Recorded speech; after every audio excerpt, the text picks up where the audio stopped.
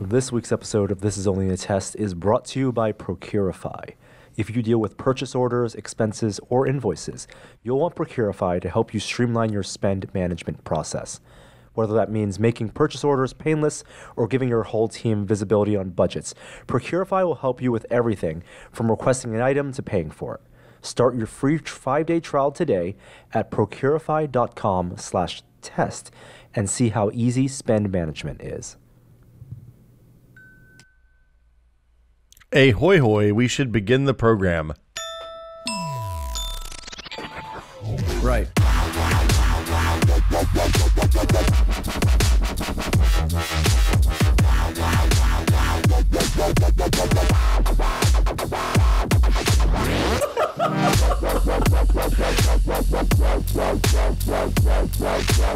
Look at that fucking squirrel on my bird feeder.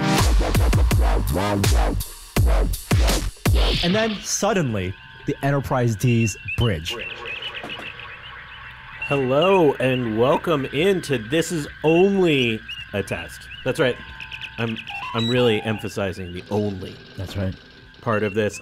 I'm your guest host, Kishore. We'll see if I make it through to the end of the podcast. Joined, as always, by Mr. Jeremy Williams. Hello, greetings. Hey, Jerome. Hey, Will. And spoilers, Will Smith is also here. Hi. Hello. Not that Will Smith. Welcome back. I'm A. Will Smith. So let's just get this out of the way off the top. They took all the gear. We have band-aided this podcast Don't be together. mean. With You have a grown-up camera there. yeah. Well, None of us could work that. Yeah, we don't know how to work it, so we'll see if we're in focus or Dude. if there's audio on this thing at all. Now, we were out of focus one week, and I will take complete responsibility for that. But I focused this week. We should be good. We had to run to Walgreens for some SD cards. I showered this morning. That should help with the focus. Yeah. No? Once or twice a week. That's my goal on showers these days Okay. since I work at home. You're on camera a lot these days. It is not it's not tested founder Will Smith. It's famous Twitch streamer, not that Will Smith. So, look, I like the PUBG. I am. It's not that even that I like the PUBG. I'm completely obsessed with the PUBG. I watch other people. I never kind of understood Twitch streaming for a long time. Gary and I have talked about this a lot, but I never really got why people would watch other people play games. And then I started watching people play PlayerUnknown's Battlegrounds is PUBG. And it's a battle royale style survival shooter where you're dropped on an island out of an airplane with 99 other people and only one person walks away. And you come in with nothing. You have Clothes to on your back. Yeah, you have to loot and gather gear and go hunting. I've known you to play a lot of video games. I've never known you to take on streaming like this, though. So so one of the things, like I used to watch my friends, a couple friends of mine, Chris Remo and Patrick Klepek play Spelunky every day, which is about a 4 to 20 minute, maybe an hour at the outside if you do really well. Daily challenge, and in that, when you do the daily challenge, everybody plays the same map. So it's a roguelike, but they would share the seed and everybody would have the same seed. And it was really fun to watch those guys progress over a 6-month period and start out terrible at the game and get really good at it. And I thought it would be fun to do that for me and have this, like, if I'm going to record, it's way easier, it turns out, to stream it than it is to just record it and save terabytes and terabytes of video footage.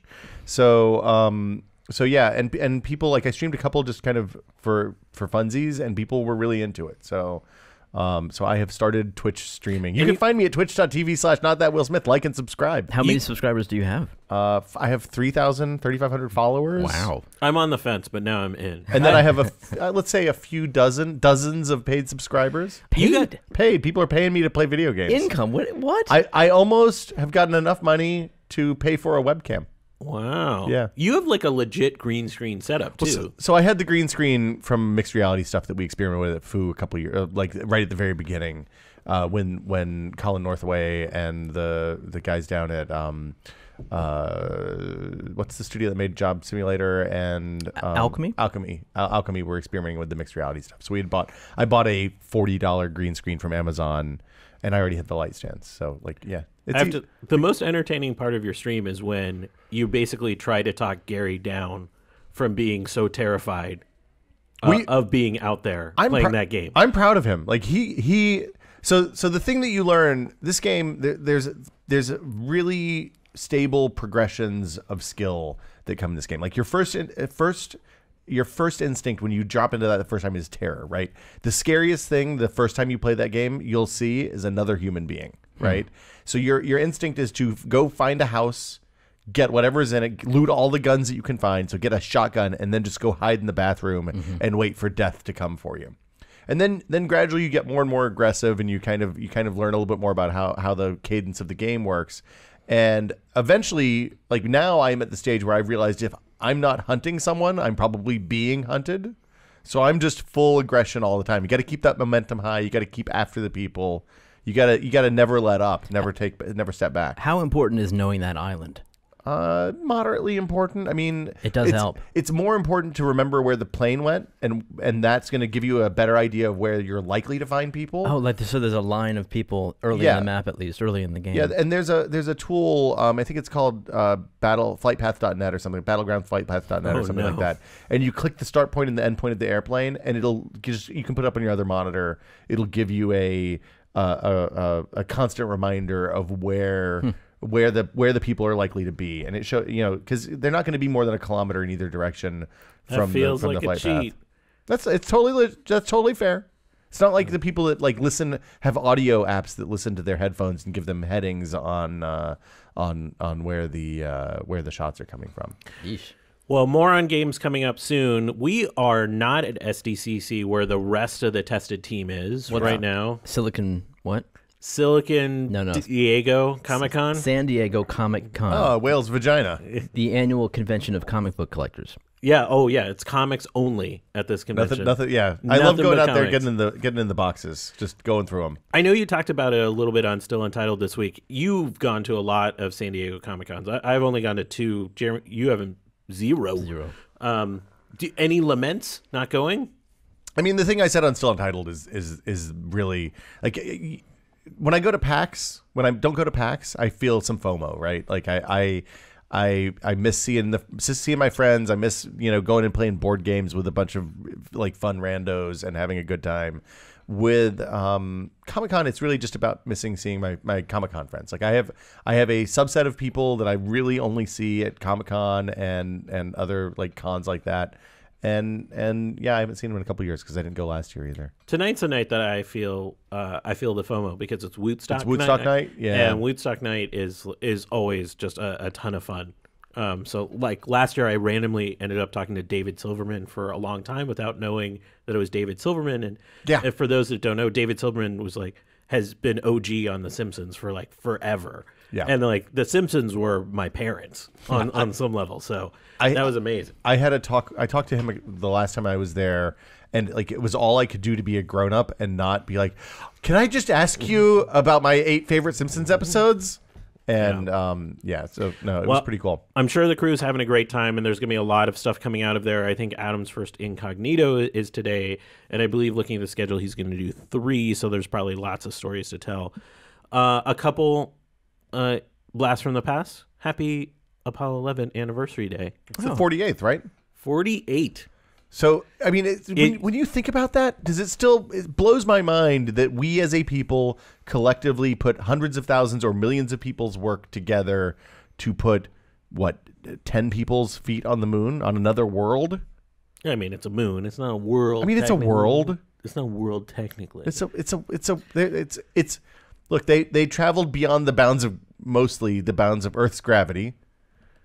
This is true. They went for 4 days. So, like, just sort of fundamentally, I think what's happening with Cassini, which is the probe that's about to crash into Saturn, in its death spiral, is probably more impressive. Like the math of sending this thing halfway across the solar system and precisely crash into Saturn is probably more impressive than sending 12 years. Yeah, sending people on a couple-day trip up to the moon. But it doesn't pull on the heartstrings, does it? It doesn't, because there's not people involved. And we had 20 years more technology before we launched Cassini, because Cassini launched like 93. Yeah, like 10, 15 years ago. Yeah. So I mean, look, they sent people to the moon on the largest rocket we'd ever built. They built it with slide rules. Right, the entire computational power of the world at the time those rockets were launched was orders of magnitude less than we carry in our pocket every day, and they only had 2 mishaps in that whole process. So it's amazing. I think it's one of the incredible heights of humanity. And when I woke up and turned on the TV this morning, I saw some of the depths of humanity too. When like 6 TV networks are doing live coverage of O.J. Simpson's parole hearing, which just seems like, I don't need to hear that. Well, but we'll let you know if Trump news hasn't breaks. tweeted yet this morning, so you know it's a slow news day for them.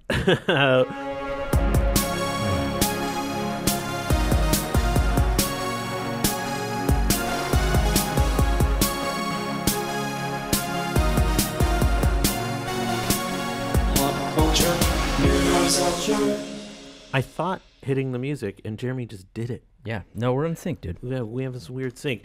D23 was last week.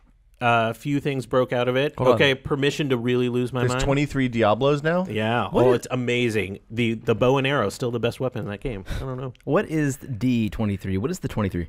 That's the 23rd one. No, it's always, is it not always D23? It was D22 last year. No kidding. No, it's not. What does the 23 stand for? I'm reasonably sure that the 23... it's named in honor of 1923 when Walt Disney left Kansas City and headed for Hollywood. Yeah. See, Really? We all learned something. So D23 is the official Disney fan club, and so they call it the D23 Expo. I am profoundly disappointed that it is not the 23rd one of those. I thought you were going to apologize. No, I'm never going to apologize. How long have you known me, Jeremy Williams? No apologies. No apology necessary. A few things dropped, and we're going to get to those. The thing that meant the most to me is there was footage from Infinity War displayed. Yeah. And it's not public, so I'm not going to reveal what's in it. I haven't seen it because it was not shared online anywhere. Why aren't you going to share what's in it? I believe they're going to share it when the Hall H Marvel panel comes out. I bet you a trailer will drop, which is like tomorrow or something. You know what I saw yesterday? Somebody retweeted. Do you remember 2 years ago at Comic-Con when the Star Wars the Force Awakens panel, they took everybody out of Hall H with one panel left to go in the day, and they went to do a concert in the field? Gave everyone lightsabers. And then Kevin Smith was the next guy up. Yeah, to no do one his was normal there. Saturday night closer, and there were 6 people there, and there was one guy just tweeting what was going on. That thread came up. It remains. That might be the high watermark for Twitter, because this guy was like, I can't believe I'm sitting in this panel and like Kevin Smith is here doing his thing, and there's 6 of us, and he's still going to do it. And then they all went and had a beer afterwards. That's amazing. With like, Kevin? Kevin loaded up as many people as would fit in his limo. No in way. his car. Really? They got cabs for the rest of the people, and they went and watched. They signed NDAs, and they went and watched Yoga Hosers. Wow. Early cuts, like as much of the movie as was cut at that time. That sounded I think great. on his laptop. That sounded great up until the Yoga Hosers. Okay, I've seen Yoga Hosers now. It's not, that movie is not for people in our demographic. Back to the important news. Yeah. There is footage from Infinity War, and it sounds absolutely amazing. And in the unveil at D23, they also unveiled the Black Order will be in Infinity War. What's the Black Order? Kishore? Black Order are technically referred to as the children of Thanos, but they're really like his right hand. So there's 4 of them that will be in. Would like Nebula and Gamora have been those people? No, those are his actual daughters. Okay.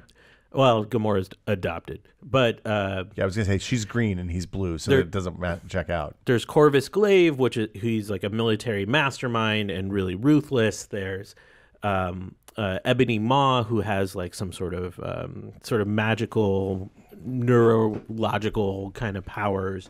There's Black Dwarf, who is this kind of giant character, just a brute. But he's called a dwarf? Yeah. It seems rude to me, too, but Thanos is a real asshole sometimes. And maybe if he's a Giants kid, then he would be a little giant. And Proxima Midnight, the token woman in the crew. Okay. But they're pretty badass, so I'm excited that Thanos will not be alone in his quest to destroy the Avengers. It's possible that I'm feeling a little bit of Marvel fatigue. Ooh. What? Shots fired. I have a question for you. Yes. Every time I come on this show, you tell me about a major new character in the Marvel Universe that I'd never had heard of before in my life, right? I'm not a comic book guy. Jeremy's feeling it, too. But I want to know, as a comic book fan, did they ever reveal a new character in the Marvel comic book universe, and you were like, we don't need another one. Just It's cool it. Sure. Okay. There's some dumb characters. Okay. But There's a talking raccoon, Jeremy. No, talking raccoon's fine. Rocket is good. But you're on board with these children of Thanos. These people are menacingly badass. Okay. So yes, I'm totally on board with them. All right. Mantis, I can do without. Oh, she was a hit from the movie, right? What is? She's just like, people are feeling sad. She's the Deanna Troi of the of the Marvel universe. Wait, you got beef with Deanna Troi? Yeah, I have beef with Deanna Troi. Who doesn't have beef with Troi? Isn't she from some sort of weird sex planet? No. No. Oh no, they're just nudists. Yes, at the marriage, at the wedding. Yes. They just have different cultural norms. Yeah, I know. I'm not judging. I'm just saying. I meant like weird and like weird Twitter. It's a positive. Well, I'm going to lose all of my money spending money on the figures that they unveiled, including the Infinity Gauntlet $500 box set. Does it come with a real gauntlet that has all 5 real Infinity Stones that gives you the power over space and time? Because for $500, it fucking better. Yeah. I don't need an Infinity Gauntlet because I'm building one. Right. Okay. But you want this one anyway, right? Oh, sure. Yeah, I mean, like, if it's available for purchase, yes. Is it like life size? What, the Infinity Gauntlet? Yeah. No. It's it's a box set that they're releasing. It's just like, does it have all of the comic books? Does it have all of the Marvel movies for $500? No. What is it? Just Infinity Gauntlet? Infinity Wars 1? It's a giant 5,000 page tome from the comic books. Oh! It's comics, not movies. Yeah. Oh. Okay. Oh, it doesn't have the gauntlet? No. Oh. For $500, I kind of expected to have the gauntlet. I'll be honest. Still have to build that yourself. You know, I think the Infinity Gauntlet's going to cost less than $500 when it's done. Can you, like, what's going to happen to Vision when he takes the stone from his head? It's not going to be good, right? Not good. Okay. Not good, especially if Paul Bettany wants out of his contract. Oh, I mean, he has. Okay, yeah. I think a lot of not good is going to happen. I expect a lot of characters to die. Well, I mean, presumably this is the time that the contracts are up and they're going to murder a bunch of people so that they can make way for wave 2 of the Avengers, including Spider-Man, luminaries like Spider-Man and Squirrel Girl and Wolverine 2. Hey, and don't hate on Squirrel Girl. What, we brought up the news about Squirrel Girl being in a show last week. I got no beef with Squirrel Girl. Yeah, see? Even Squirrel Girl. Not too ridiculous for me. I think Squirrel Girl's pretty ridiculous. It is super ridiculous. But John Barrowman cosplaying as Squirrel Girl a couple years ago was pretty great. All right. But let's get on to the interesting SDCC news. Oh. Did you see the Blade Runner props? Blade Runner 2049 props unveiled? No. Do you not follow Adam Savage on Twitter? I follow a lot of people on Twitter, for sure. Well, he shared some photos from preview night of the Blade Runner props, a new gun, some handcuffs, some fanciful handcuffs. Okay. Ooh. As Adam Rogers, friend of Tested editor over at Wired, put it, he's like, am I going to have to change my Twitter handle to the serial number on those handcuffs? He's a massive Blade Runner fan. Props looked incredible. I'm very excited about that movie because Villeneuve has done nothing bad as far as I'm concerned. Like Sicario is one of my favorite movies of all time. Sicario is good. I can't. I'm so nervous about that movie. I'm afraid. I haven't looked at anything. I watched that first trailer by accident because it was before something I saw in the theater, and I'm going in cold for the rest of it. So you've joined the House of Joey, where you avoid all trailers. Joey knows what's up. Like I go into stuff. Like it is so awesome to go in things with no preconceived notions and just sit down. I sat down to watch Guardians of the Galaxy. I didn't know that Kurt Russell was in that movie. I was like, holy shit, it's Kurt Russell. And I was really excited. I was very happy about that. There's no question that's the preferable way to experience any movie. It's just difficult and it takes discipline. I'm not as active about it as Joey is. Like if I'm in a movie theater, I don't close my eyes during the trailers. Is that how he watches movies? I think he leaves. I don't think he comes in after the trailers before the movie starts. Wow. He'll do trailers, but he won't watch them. Yeah. You know, he'll do this number and meditate during them. La la la. Yeah. You don't want to sit next to him during the trailer because he's going to ruin it for you. La la la. Yeah. So you guys didn't watch then The Last Jedi behind the scenes bit from D23? It looked great. I think it gets me more excited. I'm a big trailer. I'll even read movie spoilers before I go see it. Ooh, yeah. Is Daisy Ridley going to like cut some people in half with a double-bladed lightsaber? Because that would be pretty cool. No, but there's definitely a lot of her running with a lightsaber in her hand. That seems really dangerous. You're not supposed to run with scissors. I know. Somebody should talk to her. Somebody. What if she trips? She could accidentally like self-cauterize herself. I feel like that's got to be the first part of her training, is Mark Hamill being like, "Hey, slow down. Don't run with that. Why are you in such a rush?" I mean, she could use the Force presumably so that she doesn't trip, or just she's like sweeping the rocks out of the way in front of her that she might trip over. I would sort of love that if that's really what they use the Force powers most for, is just not to fall down. Yeah, and they're like, you don't have enough force left because you've been using it all just to keep yourself upright. Honestly, I would like to see like a Luke Skywalker at home where he's just like using the Force to make breakfast. He's like, pour the cereal, Force. Give me that blue milk. It's not magic; it's the Force. The stuff that I was most excited about out of D23 that I saw was the plans for Star Wars World. Yeah, dude. Did we talk about that last week? We talked about it briefly. Holy because hell. The first images came out. Jeremy was most excited about how few people seem to be in those models. Yeah, like it would just be roam freely. Oh, you're talking about Star Wars World. I was thinking about the hotel actually. Oh, I just that like the fact that they still build these enormous models in the world of digital manufacturing for no purpose outside of marketing. It seems like. No, I don't think so. I think actually there's a lot of purpose to those models, because if you look at when you go to Disneyland and you see how they merge, how they transition from like Fantasyland to the main entry corridor on Main Street and all that stuff, and how seamless that is, and how they use trees to bury the sightlines and all that stuff.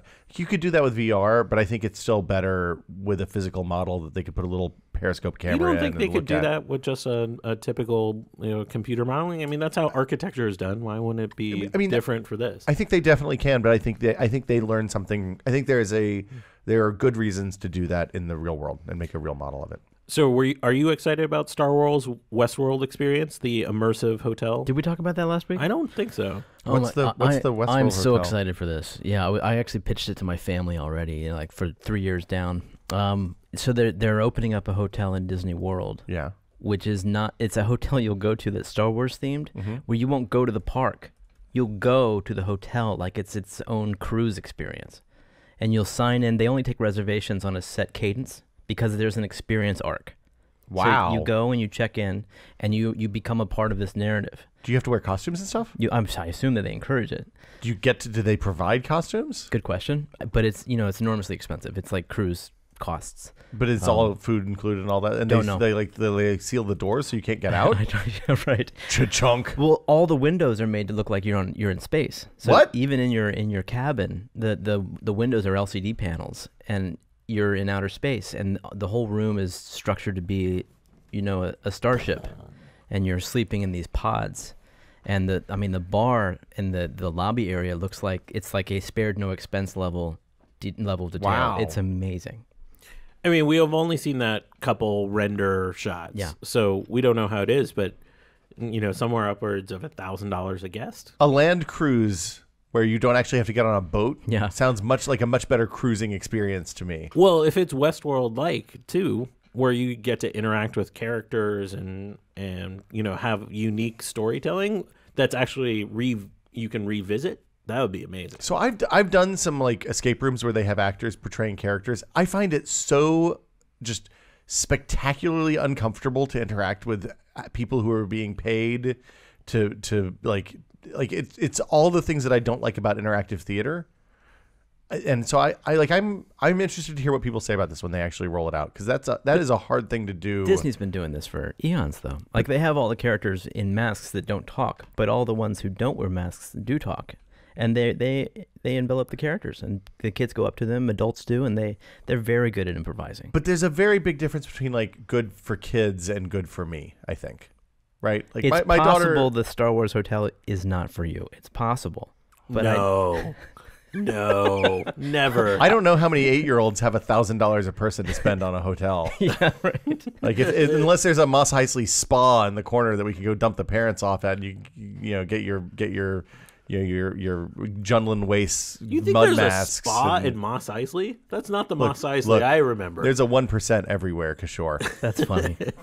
Where do you think Jabba goes when he's in town? He doesn't go stay down at the Tatooine canteen. Oh, he clearly has one on retainer. A massage therapist on retainer. Right. That Kowakian monkey comes in and gets all sorts of places you don't want to know. Thing that came out of D23 I was most excited about Really? was about my favorite Pixar movie. High five, brother. Wall-E? Incredibles, No, right? Incredibles. I was gonna say, I hope they're making Wall-E too. Well, Wall harder. We're gonna ruin Mars. we knew Incredibles 2 was in the works. Yeah, we've known for a long But time. now we know a little bit of. What did we about it, find right? out? Is Well- Brad Bird doing it? Is he in charge? Mm-hmm. Okay, that's good. It begins right where where the first one left off. With the mole? With the Underminer. Underminer. Yes, the mole man. And wasn't that voiced by Cliff Clavin? I assumed that was that's an Elon Musk joke. Oh, that's funny. Well, now it would be. Wouldn't Yeah, it? it's No, the boring guy, the boring bad guy. Yeah. Brad Bird knew something. Yeah. Which is years ago. interesting because there was a video game that picked up there. Like there was a, I never played it, but there's an Incredibles video game that almost acted like a sequel. I'm going to go ahead and tell you, I bet that probably wasn't a very good game. Because you didn't play it? Well, because nobody talked about it, and if it I was good, know. people would have talked about it. I don't know. Look. I don't know. Maybe you stream it on Twitch. I'll watch it then. I played A Bug's Life, the game. It's not good. Yeah. Now I'm interested to check out the video game, see what the plot was. Get a little preview. It's not canon. They're going to throw it all out. They're going to throw out years of Incredibles 2 / fiction and shipping, and like it's yeah. But I really like It was spoilers. It was by THQ. Let's see it. Mixed reviews. Yeah. Yeah. All right. Yeah, for kids. Yeah. Fair enough. 6.5. I love The Incredibles. Like we just watched The Incredibles with my daughter for the first time a few months ago. Yeah. Like that movie is perfect. Like it's such a baller move to come back and say, "Hey, we're going to make a sequel to this movie that was perfect." I mean, I guess they've done it a bunch of times already with kind of mixed results. Yeah. I mean, that's been a complaint. Like I saw Cars 3 and I was like, this trend needs to stop. My 4-year-old didn't want to go see Cars 3. She was like, "I didn't like the last Cars movie." Dad." Ooh, she is right. Good Yeah. taste. Yeah. Wow. The Incredibles is a family movie. Yeah, I mean not It's a movie about family. not in the sense that it's Yeah. for families, which it is, but it's about families. Yeah. And it is this remarkable thing where it had arguments between the family members where you understood everybody's position. It wasn't one-dimensional. Mm-hmm. And supposedly this takes that as well. It carries that torch. So I cannot wait. I'm excited about it too.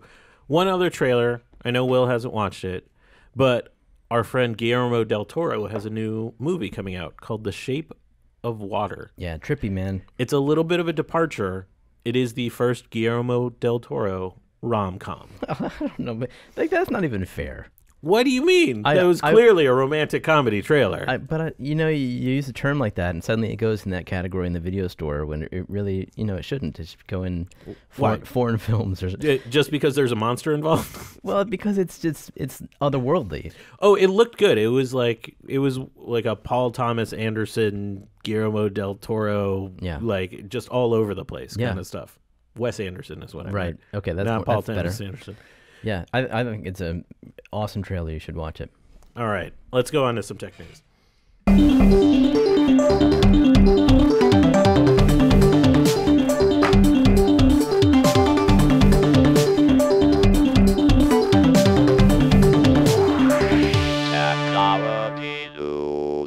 All right, let's start with how you guys celebrated the week of action against to protest against net neutrality last week, which seemed to take over most of the internet. I changed all of the emoticons on my Twitch channel to a loading circle.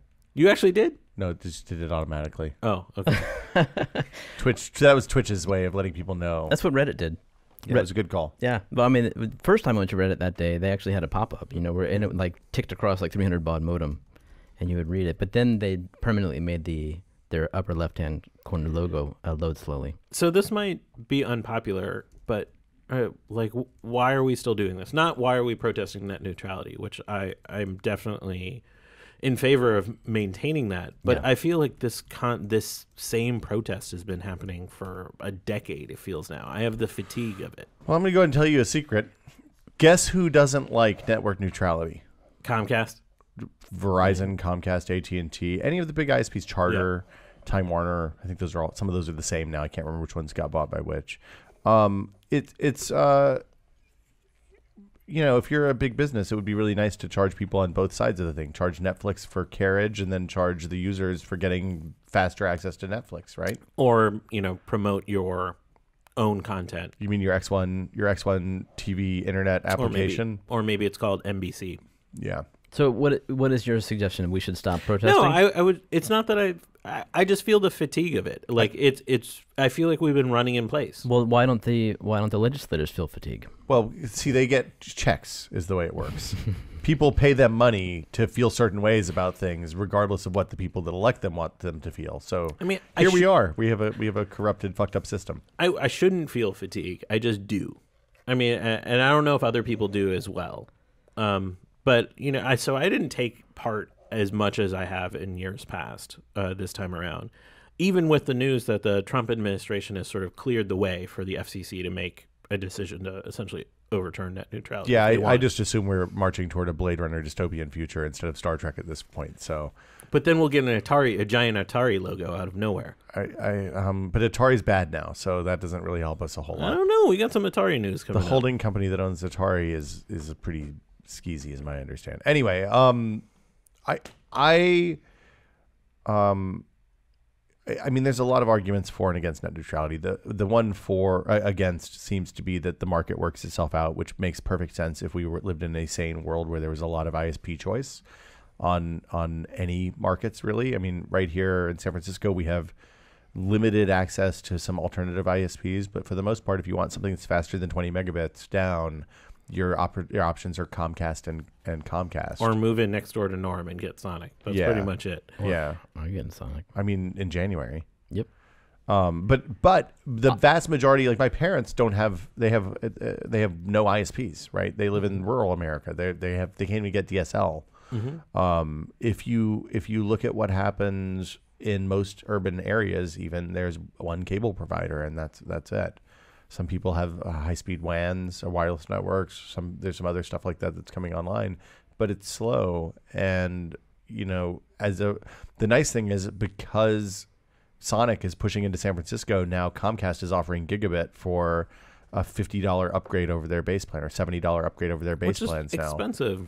It is. But at least it's available. It wasn't available. Like if you wanted to get faster than when we were doing started doing video with Tested, we were looking at getting faster than 10 megabit upstream, and you just couldn't get it. There was no option. But this net neutrality isn't about your internet connection. It's not about how fast your pipe is. No, but the point is, with no competition at the local area, there's no opportunity for one provider to say, yeah, we believe in net neutrality. We're not going to filter your shit. Let Comcast do what they want, and you can take this other alternative. If your options are AT&T and Comcast, there's no alternative, and thus all of your market pricing arguments against network neutrality go away. Yes, because there's no competition. No consumers should be against net neutrality. I mean, that's how I feel too. But I think more importantly than that, I feel like the internet has become a public utility, and we don't quite treat it as such in this country yet. Yes, I mean, how hard is it to find a job without the internet now? Almost impossible. Right? Absolutely. I also I heard something interesting that local municipalities have given, when companies lay down fiber, they give over a monopoly to it, and that's just not how it is in Europe and other areas. That fiber is equally accessible by other companies. Well. So those, I think, are hurting people too, even though that's not part of network. It's a different thing, but yeah, I mean, we don't have the public infrastructure projects that we used to, right? Mm-hmm. And we're definitely worse off for that. If you look at the cities, and actually we've had state legislatures even that have actively worked against having municipal ISPs and things like that. So it's kind of a bonkers situation. It's frustrating. Well, keeping up our throwback episode so far, Google Glass is back. I can't believe this. Can't wait to go wash my hands in a public bathroom. It's got to be like full-fledged AR, stereo vision by now, right? Well, it has Bluetooth in it, at least. It had Bluetooth before. Well, yeah, they just enabled it. No, they just upgraded Bluetooth. They released a hardware update like 2 or 3 weeks ago out of nowhere. Oh, boy. So Google Glass 2.0 is basically the same thing. Right? What is it? It has a slightly bigger screen, as I understand it.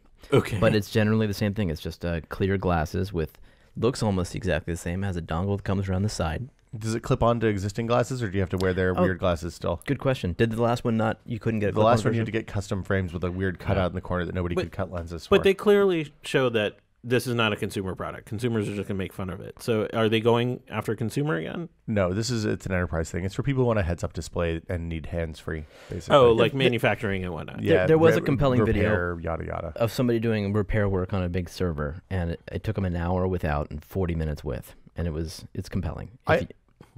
I assume that they're also looking for people who want to get an extra. Like, one of the things that was really useful was to hop in a Hangout and have somebody be able to see what I was seeing and give me feedback.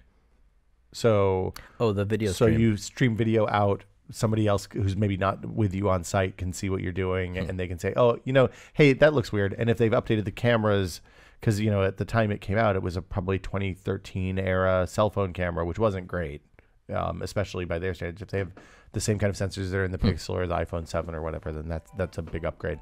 So you were in on the last one, Will. Are you doing it again? I didn't pay for the last one. Oh. All right. What? No is the answer. No. Yeah, that was a clear no. But guys, you can get Snap spectacles from Amazon now. You don't have to go to that machine in Venice Beach. Are they $200? How much are they? I think they're $120 or something like that. That's a good deal. Is it? Is it, Jeremy? How much do you snap? How much snapping do you do? It's not for me. I think we have a pair here at the office. Yeah, Norm has a pair. Yeah. And we used to have a pair of Google Glass, but it got lost in the move. Oh, that happens. I think.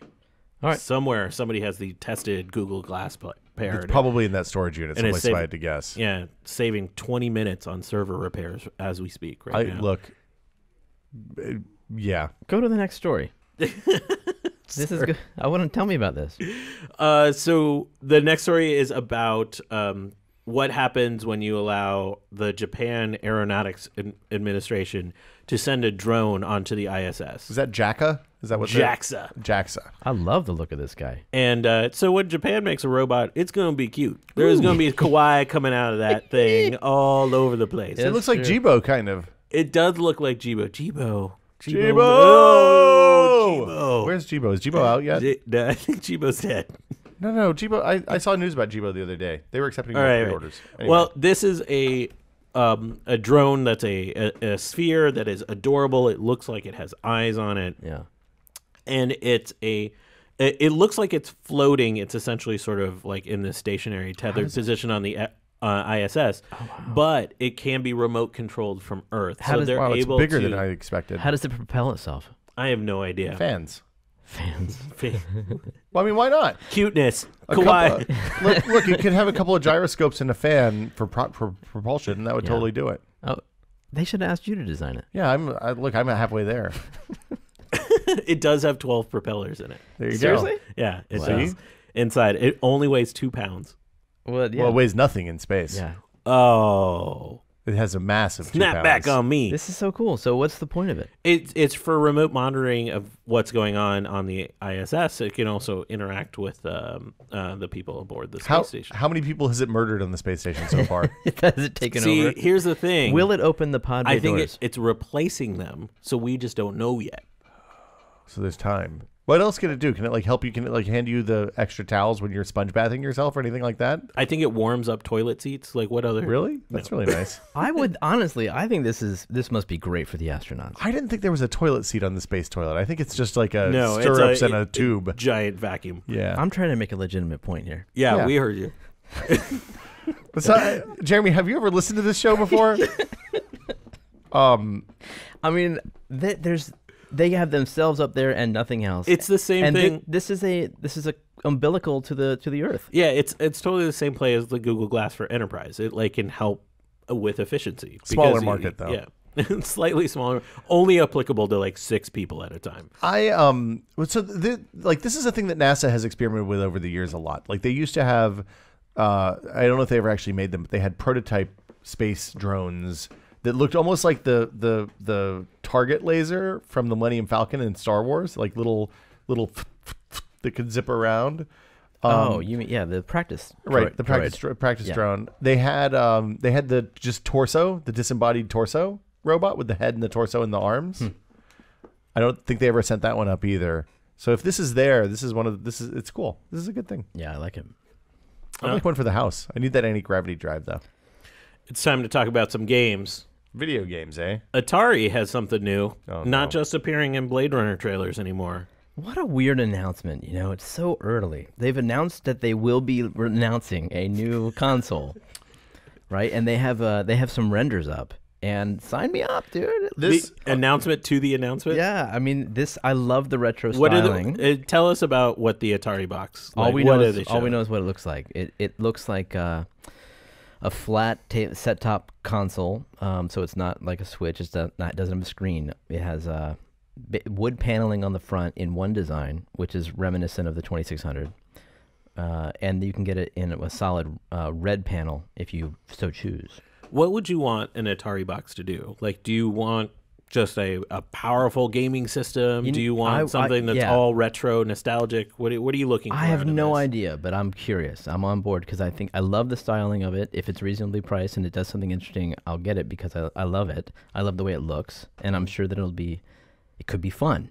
But if it just runs 2600 games, that's not interesting. No, there's too many emulators. And not only that, but like 2600 was not to the point where it's both nostalgic and fun to play. Those games are not good. Like no, they're not good. Like once you get to the 8-bit stuff, then it's like actually playable and interesting still. You don't like controllers that murder your hands? It's not the controllers. It's the games. It's just like they were way too restricted. Like what are the games you actually would want to play on the 2600 only one now? Well, I don't know if I need to play it on an Atari box, but Adventure was my favorite Atari game.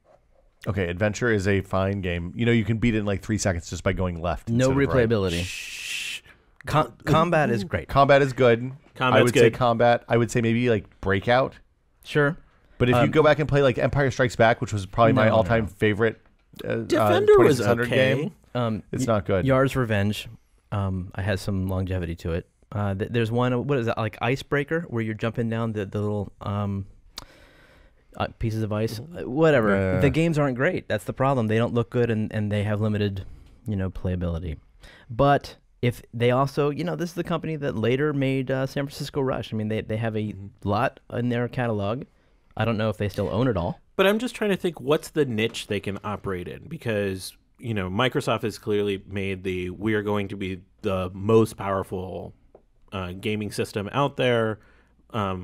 Nintendo has its own sort of like category that it's sort of carved out. But they have, and they're doing the classic consoles and the Switch. Yeah. So who knows? Where does this fit? I don't know. Is Atari still doing well? So the classic consoles are just a buzz thing, right? Sure. It's a minimal expense to get a lot of free press and do some marketing, and then really disappoint shitloads of fans when they can't sell enough. Right.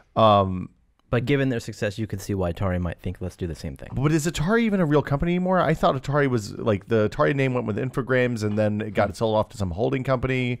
So it's like Commodore, right? So it's a defunct brand. It's a brand with no. It's not like they have a giant team of developers and publishers and stuff behind them, do they? It's not like Nolan Bushnell is behind this. Nolan Bushnell is he's still fixing Chuck E. Cheese robots back down in San Mateo. Last time I heard.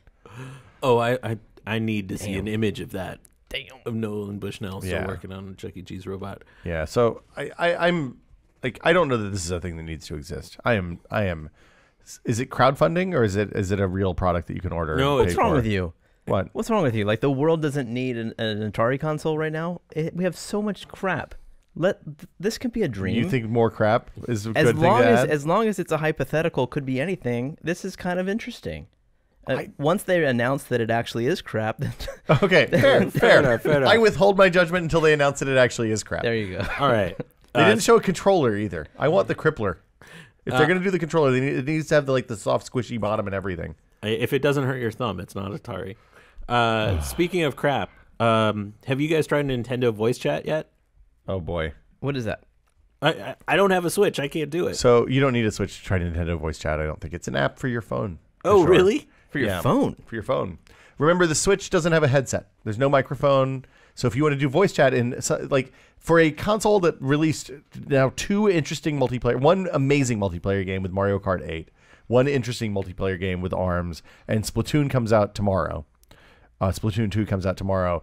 They don't have onboard voice chat, which, like, look, until I started playing PUBG and Overwatch, I was like, yeah, I don't need voice chat in video games anymore. Now I just sit around and talk to my friends while we murder and or get murdered people. Yeah. You're on Discord. Yeah. Discord's a good way to just voice chat with friends, find games, all the stuff that you don't have services to do anymore. This is an app that lives on your phone. It's flawed in many important ways. The biggest one, I'm not going to get into the specifics, but the biggest one is that when you, if you want to use voice chat, you have to set up lobbies on the phone and in the game, and there's multi-step processes. If you want to continue talking to your friends in the game, well, first off, there's no easy way to merge audio from the game and audio from the voice chat app on your phone, like without getting a Y adapter for your headphones. What's the point of this app? You need to be able to communicate with your team in Splatoon. But does it sync? Does it sync up? Why can't I just call my friends?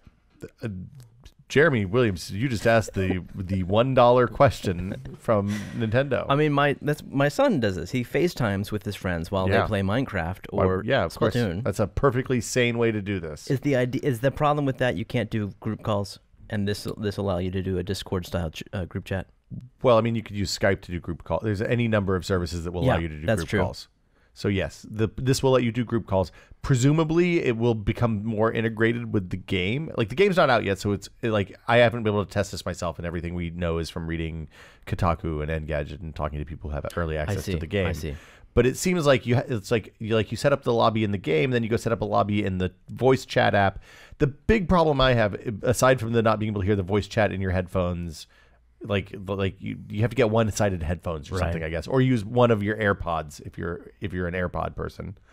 And then if you close the app, if your phone turns off, if you get a phone call or a text message or something that bumps you out of the app, you drop from that session, and then you don't reconnect until you open it up. So unless the screen is on the phone, you're with that app open, you're not going to get voice chat, which is unfortunate. I totally get why Nintendo does not include voice chat in their consoles, and I'm in favor of it because I have little kids who play these games, and it can. Well, you know what? Yeah, and even the Plants vs Zombies PlayStation game, it gets a little shady. I don't want my daughter, I'm fine having my daughter play Mario Kart online when the worst thing that they can say is I'm using tilt controls. Yeah, I don't want her exposed to the raw internet at this point. But why then make this app? That's confusing to me because this is a Nintendo branded app. Here's the thing: the game design of Splatoon, it's a team-based shooter. Yes, you've played. Yeah, you have spent some time with it. You need to be able to communicate with the people on your team if you're going to play at a high level. And I think that they're making a push that this is a high-level competitive shooter for kids, and that's where we are. Oh, that's weird. All right. Yeah, it wouldn't be a console wouldn't be a Nintendo console if they didn't do like 200 things really perfect and then spectacularly fuck up one really crucial part of it. So here we are.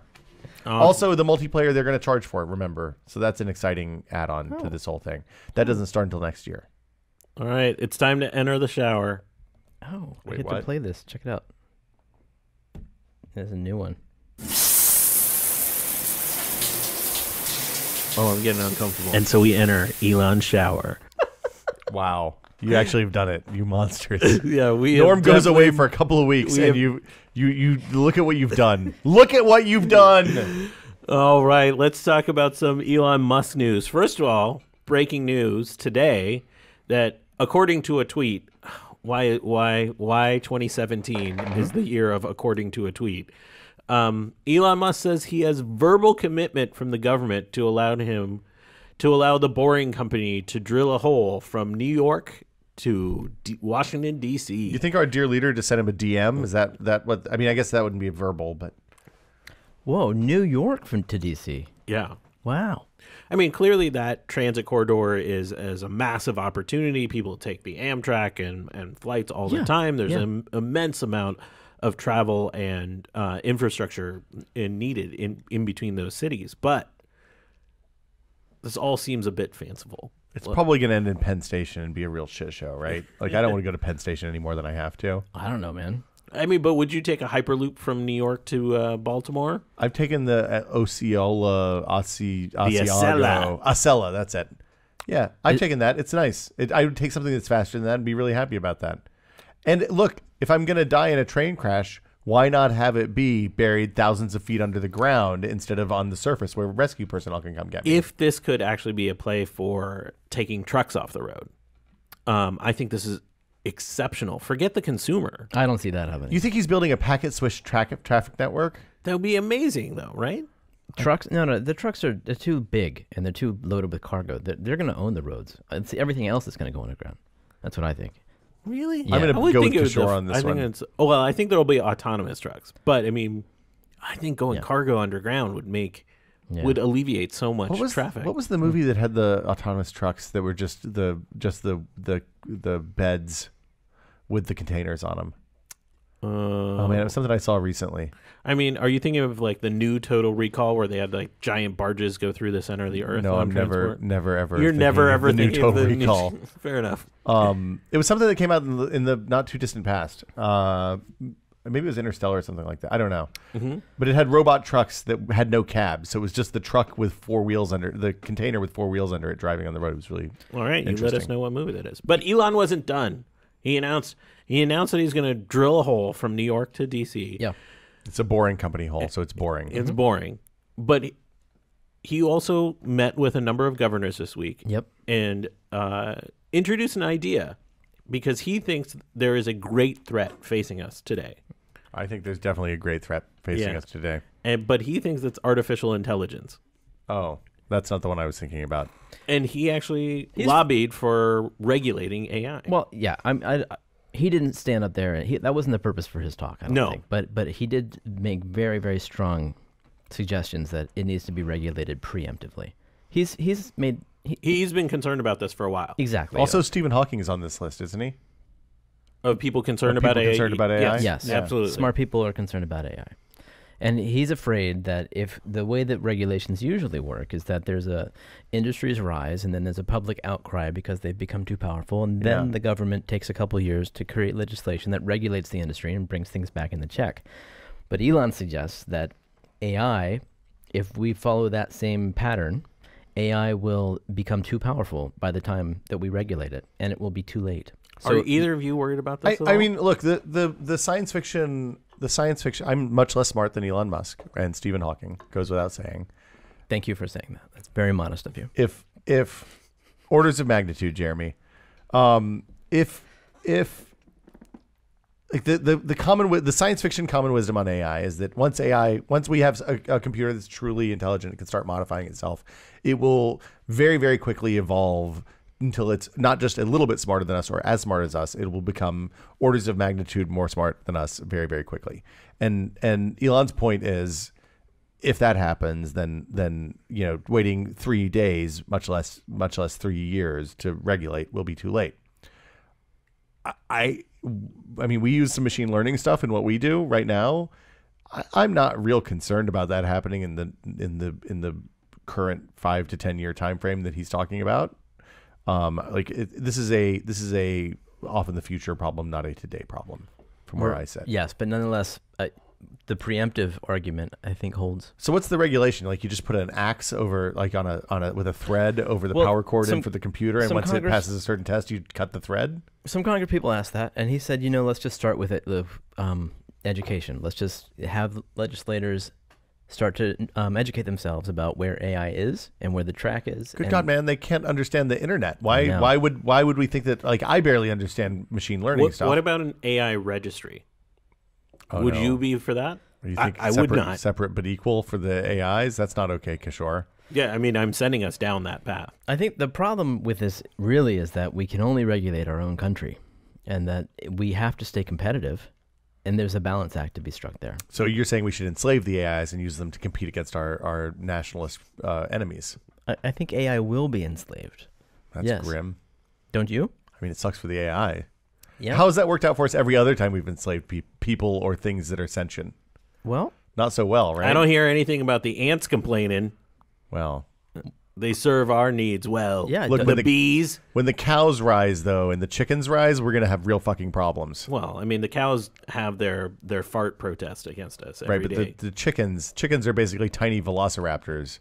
Once they arm themselves, we're all doomed. That's all I'm saying. It's really when they can turn door handles that we're in trouble. Elon said, like almost word for word, until robots are walking down the street killing people, no one's going to have a problem. Well, look, we're already we're sowing the seeds of our doom in terms of robots right now. Self-driving cars are people murdering machines. When we have the roads filled with self-driving cars, the AI take over, they're just going to start mowing us down. You don't think the automation that's going to be generated by AI, that job loss, that's when I think it's going to come out. It's none of these sci-fi scenarios. Look, the computers are going to have to thin the herd because of the job loss. And then, then next thing you know, we're all going to be put in these pink pods and they're going to call us copper top. Well, at least we'll be batteries for the AIs. That math didn't work out on that. No, well, it didn't. You know, both the Wachowskis said they would take the blue pill. Really? Yeah. They said they would go back to sleep. I mean, knowing what I know about the red pill now, I probably would take the blue pill too. Yeah, I have to spend a little bit more time thinking if I can handle sepia on my entire life. Did you guys know that those were? Did you know that those were NyQuil? They were Dayquil and NyQuils. Oh, the actual pills. Seriously? Yeah. Wow, that's funny. Yeah, it wasn't sepia. It was green. Oh, okay. Sepia Fair is enough. like red. Okay, fine. Brown red. Fair enough. One last bit of news from the shower, and that's the Red Dragon capsule, which Elon had made big hay of, I think just last year or 2 years ago. Yeah. He had a long shower. Yeah, the capsule to send humans to Mars. That project is officially dead, and because he's focused on a different technology to get us to Mars. He's going to build a tunnel.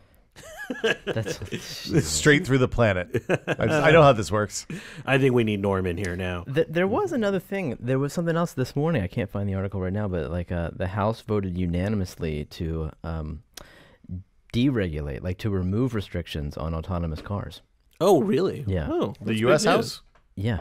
Wow. Oh. And so, which is something that he also said in that same talk, is that once regulations, once they go into place, they don't go away.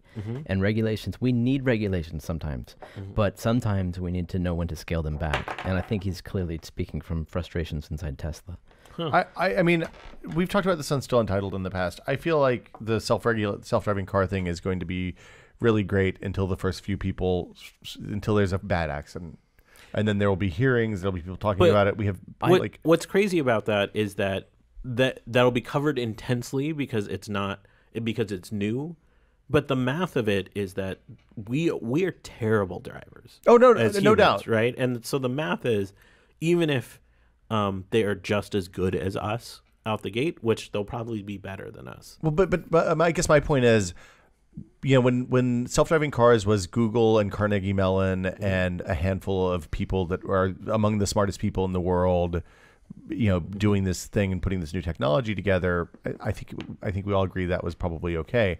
The thing that I'm worried about is now we're looking at B level, C level companies and people with really questionable morals, like Uber, doing self-driving cars, and Uber's history is that they break the rules and ask forgiveness later, or maybe they don't even ask forgiveness, they just break the rules, and I'm not super comfortable with that in a self-driving car context.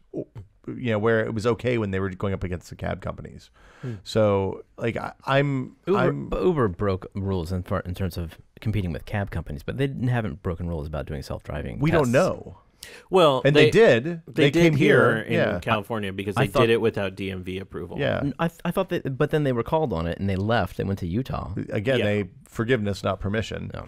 Yeah, right. When we have. We're going to have there's some sticky ethical situations, right? We're going to have train problems galore with self-driving cars. And I want the best minds working on that stuff, not the chuckleheads in Congress or the guys that ran Chrysler into the ground. The legal liability problems are going to be really functionally interesting of who's responsible. Absolutely. We have a message from Norm. Oh, yes, I suppose we do. A missive. We want to thank the other sponsor of this week's episode, and that's HPZ Workstations. HPZ Workstations offer maximum performance through unique HP technologies, so that you can go beyond the basics to maximize your productivity, make IT management easy, and deliver a complete workstation experience. Plus, HPZ workstations are highly customizable, offering a range of features that you can mix and match to build your ideal configuration. It's the flexibility and functionality you need to easily expand and suit your evolving needs into the future. Not to mention, HP offers free shipping and returns every day, as well as free customer support 24/7, 365 days a year. So you can get the professional advice and support from the ones who know HP products best anytime. And right now, you can get an exclusive offer just for our listeners. Get 15% off select HP workstations with Intel Core i5 processors when you go to hp.com/Norm. hp.com/test and enter the code ONLYATEST at checkout. That's hp.com/test using the code ONLYATEST to get 15% off select HP workstations. This special discount is valid through July 31st.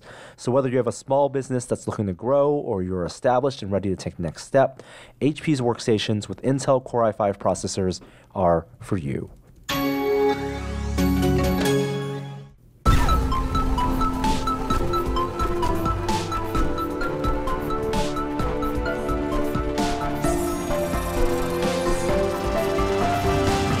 Time for a moment of science. We have an entirely Google-themed edition of a moment of science this week. First off, there was a Wall Street Journal investigative report that came out detailing how Google has been purportedly paying academic researchers to author favorable studies about Google itself. Oh, that doesn't sound Google. That's evil. Well, they dropped the no evil thing when they switched to Alphabet. Now it's all evil all the time. So it's I read the source article, and there's been lots of rebuttal to it from the academic world. I think the original Wall Street Journal article is way overstated. It implies that Google is directly handing checks to professors, and then they would author these studies that generally had Google in positive light. It was much more indirect and murky, where they would give a gift to a university, and professors that worked in departments that that Google indirectly funded were already studying Google and would release so it's like climate surveys science. Climate science is what you're saying, basically. Yeah, and so there's questions about disclosure on a few papers, but it's a small set. But the Wall Street Journal also picked off a number of researchers that actually have no financial ties to Google whatsoever. They clearly didn't get any money. And so it's kind of messy, complicated, because government funding, especially here in the U.S., is declining for science. Yeah. Or it's becoming more competitive to get it. So the idea of industry-funded research is not new. And we're caught up in a system like, what does disclosure look like in this case? There's a really good, I listen to KQED Forum a lot. It's our sort of public affairs show here in the Bay Area. Michael Krasny. And they had a conversation with the Wall Street Journal author and a researcher that was named in the actual report, and him rebutting what the author said and them going back and forth. And I think it's a really good listen. I'll put a link to the show note. There's this point in the conversation where the journalist is basically like, well, I think people should know about this. And the researcher's like, well, you're showing no nuance in the story. You're saying Google's funding this, so that could be bad. And he's like, but that's not how it actually works for me. Like, I didn't get a $400,000 check and go buy a Tesla. The university I work for got a $400,000 check, and I got $30,000 of it to pay for a grad student for a year to conduct a study. And then I said, thanks to Google for supporting this grad student over this last year. Yeah. Which doesn't sound so nefarious, but I think it brings up a really tough conversation about how comfortable we are with industry funding research. I mean, somebody has to fund research. Research is why America is in the position it is today. And if the federal government isn't going to do it, then Google and other giant companies have to, because it isn't cheap. The most thoughtful article I've read about it is from Adam Rogers, who I mentioned earlier. I'll put a link up to it. More Google. Jeremy, I feel like, you know how I hate mosquitoes. I hate mosquitoes. Yeah, me too. I'm allergic to them. Didn't know that. I'm allergic to the bites. I swell. I have a big histamine response, and I get sick if there's usually like around 5 bites. I'll get sick. But wow, 5 bites? That sucks. Yeah, you live in the right place. Yeah, I do. So what if I told you Google was releasing 20 million specially hacked bacteria into Fresno? Fuck like Google, later man. this year. That's not okay. This is from Verily, which is their life sciences division. They loaded up male mosquitoes with the Wolbachia bacteria. Okay. And Wolbachia has this way of, when the male mosquitoes mate with the females, the bacteria transfers sexually to the female mosquito. And the bacteria infects their eggs, essentially making them unable to reproduce. So basically, we're committing genocide against this particular type of mosquito. That's right. And so infecting the male mosquitoes, because male mosquitoes don't bite, ensure that there's no direct contact between that bacteria and humans, even though Wolbachia has been shown to have no interaction with us in any significant way. This is one of those, from a science standpoint, this is amazing. There's been reported cases of Zika in Fresno. So this is like a way to wipe it out because it's really targeting the Aedes aegypti species, which transmits Zika. Well, and because the life cycle of mosquitoes, like 3 or 4 days, then presumably this can have a massive impact in a relatively short period of time. In a really short period of time. Won't they have to keep releasing more male mosquitoes until they get all of the female mosquitoes, though? Yeah, so that's why they're doing this 20 million release over like a 6 to month to year long period. So what happens to the animals that further down the food chain that feed off of all these millions of mosquitoes? So Aedes aegypti only appeared in Fresno in 2013. Okay. So it's an invasive species, and so there's very little of it being part of the food web in that area. Did they wipe out another species that was already there that was part of the food web? They've been out competing other mosquitoes. Okay. But, fuck mosquitoes. But I mean, the bats are probably going to have issue with us fucking the mosquitoes. So Wolbachia has been tested in bats and other species that eat it. So Wolbachia has been actually pretty well tested across. But what else do the bats eat? Yeah, well, I get that. How does it affect the greater food web? Yeah. There seems to be a lot of confidence from the scientists connecting the research. Always is. Yeah, I mean, this is interesting because now it's Google doing it as opposed to like an academic institution per se. Yeah. Even though it's a life science company. I don't know. We'll find out in 5 to 6 years when the papers come out about the impacts of this. Have you ever read Paolo Balucci's books? No, I don't know who that is. He's a science fiction writer. He writes about the collapse. His books almost always focus on the collapse of the food chain because of genetic engineering. Mm-hmm. It's interesting stuff. Drowned. Hold on. Let me. I'm gonna forget the name of the books. Mm-hmm. Pablo Bellucci. I'll look it up. Yeah, sorry. One last story, and this one's really built for our friend Jeremy Williams. I hate mosquitoes. No, this one's good though. So the founder of the DeepMind project at Google, I'm going to get his name wrong. Let me look it up. It's Demis Hassabis. I probably murdered that name. It's Bachi Galupi. Sorry. Okay. And he wrote The Wind-Up Girl. But Demis Hassabis did a long interview for The Verge, which is really interesting, where he talked about AI and where he thinks AI is going wrong. And one of his chief findings after being involved in DeepMind is he feels like AI in its current state is too niche, it's too algorithm-based, it's too easily tricked, and it has departed too much from neuroscience. So this idea of artificial intelligence rather than natural intelligence in terms of what it's mimicking. And that departure has really caused problems when we want AI to get to the point of where it can do things like have memory and have creativity and have imagination, which are very human characteristics. And so it's all coming from the guy behind Go, the AlphaGo. Yeah, which is a game that really has, according to a lot of the players, requires some of those skills. Yeah. And so I thought it was a really interesting interview. It's a long form read, but this idea that where artificial intelligence needs to go is embodied cognition, the idea of being much more human than being the most exceptional intelligence in the world. Yeah. When I'm wondering, like, as much as I engage with the Amazon Echo and Siri every day, I wouldn't consider those artificial intelligences. No, I wouldn't even consider them intelligent. And at some point in the future, there will be an AI that I can't engage with. And I'm just wondering, like, where's that line? And will it just be an extension of skills?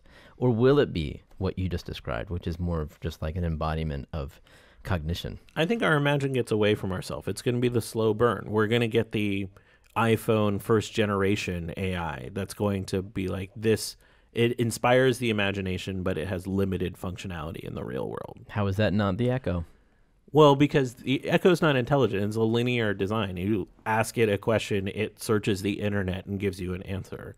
That's a search engine with a verbal interface. But how is having the internet at your disposal not just the same as having a big memory at your disposal? Because it's not doing any actual meaningful processing but that a computer doesn't do. That's the point, though, is that if it enhances our intelligence by letting us offload boring, tedious, easily computable things like memory, then that's a valuable service, but it's not necessarily AI. Yeah, I think AI is when you start to getting into complicated questions. When, like, I think C-3PO is much more the artificial intelligence I'm thinking about. It's that he's still there as a service droid, a helper that like helps process all these languages, Enslaved. but he's still reacting to emotional states, and he makes suggestions. He's useless in points. He has like a human-like quality. I think that's the picture of AI we should have. Is HAL an AI? An emotionless? Sure. Totally emotionless. Well, I mean, clearly Hal had sentient thoughts towards the end of that movie. Mm-hmm. Spoilers. I mean, I'm not sure. So C-3PO, the things that he responds to, does he have logical leaps? I'm trying to think. I don't think he does. But he was reading emotional states of the characters around him. I'm going to go and tell you, reading emotional states of people that are speaking is easy. Because you can pick it up from timbre and pitch of voice and intensity and stuff like that.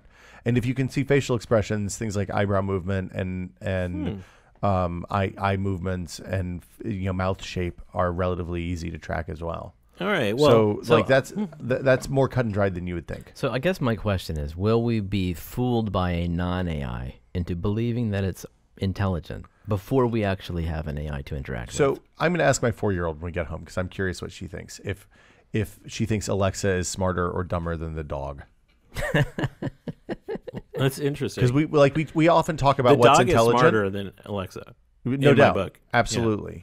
But I bet that she thinks Alexa's smarter because it can talk. Can you quickly define the word smart?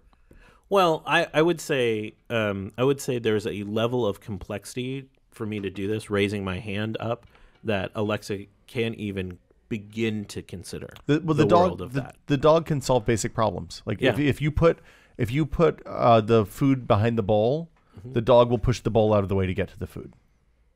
Right? Mm-hmm. Like that stuff is easy, and that is incomprehensibly difficult for most robots. But you saw the video last week of the AI learning to walk, right? With the 3 different models. Yes. Just the lower torso, humanoid, and spider. But that was an AI for sure. Yeah. That, like, Alexa's not that. Like, I'm sorry, I can't do that right now. That was an AI. That's what you're saying. That was. Well, that was machine learning. The Google thing. The machine learning is what we're talking about. The Alexa uses machine learning to do voice recognition, but it does not do machine learning to solve problems. Same thing for the Google Assistant. Same thing for Siri. Same thing for all of that. No, it's a parlor trick. That's the takeaway on Alexa. Now I'm really curious to know if our listeners think C-3PO is intelligent or not. Where's the line between parlor trick and AI? Well, I mean, can it solve problems? I think that's the difference. I think with enough parlor tricks, you can. I think that it is a big leap between the mechanical Turk and. I mean, R2-D2 solves problems, but maybe he's just repairing things. Maybe he just has a big database of things that he can fix. This is what happens anytime we have an AI conversation. I feel like I'm looking at one of those like 3D images and my eyes cross and my mind expands. I really wish I had taken more cognitive science classes when I was in college.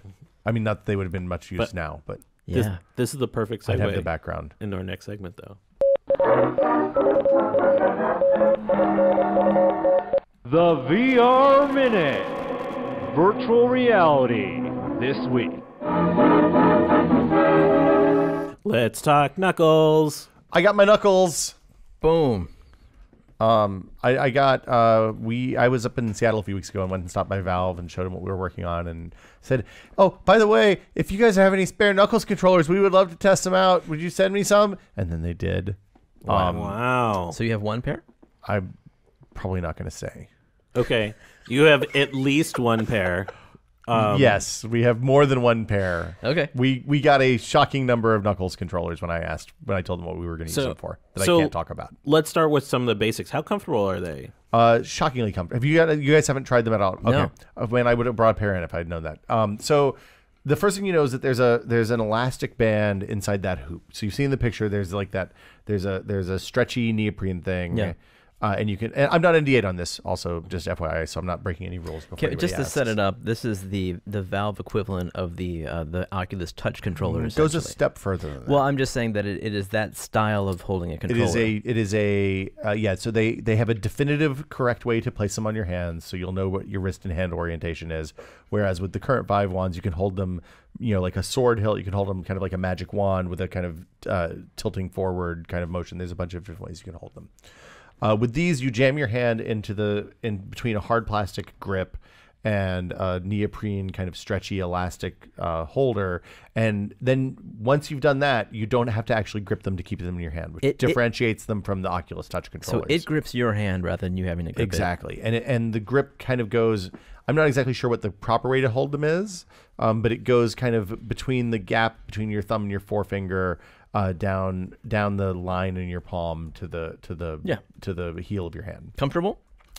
Yeah, very comfortable. I would say it's weird to not hold them. Like it takes a little while to get used to that. So on the inside of the grip, where your ring finger, your pinky, and your middle finger touch, there's capacitive sensors that are sensitive enough to tell when there's 1, 2, or 3 fingers hitting. They also are sensitive enough that it seems like they detect a little bit early, so the movement starts just a little bit before you touch. Isn't the idea that it can detect how much of your finger is laid, so that it can almost do an analog? I haven't looked at what you get out of it yet, but it seems like that might be the case. Okay. There's some interesting stuff happening there. There's some calibration that you do pretty much every time you put them on, just by opening and closing your hand a few times, and as you do that while you're using them, then the calibration gets better and better and better. There's a trigger under your index finger that's the basically feels like a longer throw version of the Vive controller trigger with a detent at the end. Okay.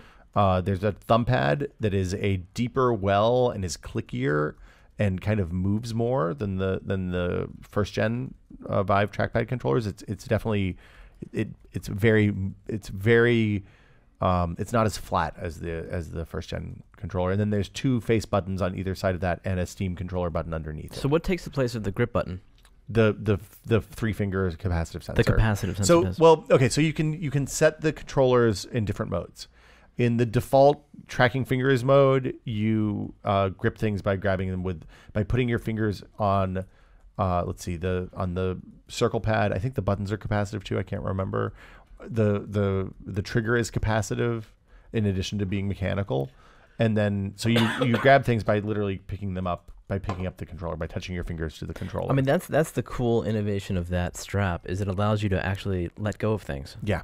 So you can throw. With every other controller, you're always holding it. Well, and because it's capacitive, it's a clear, like I can almost juggle with it, which I couldn't do with the triggers because it's unclear when the trigger shifts from being a grip to off based because of the long throw. And you need more precision with that, the catch, or you need to cheat a little bit. Does any part of you wish that they made that D-pad, or whatever they're calling that touchpad, an analog stick like on the touch controller? No. Okay, I prefer the analog stick. As a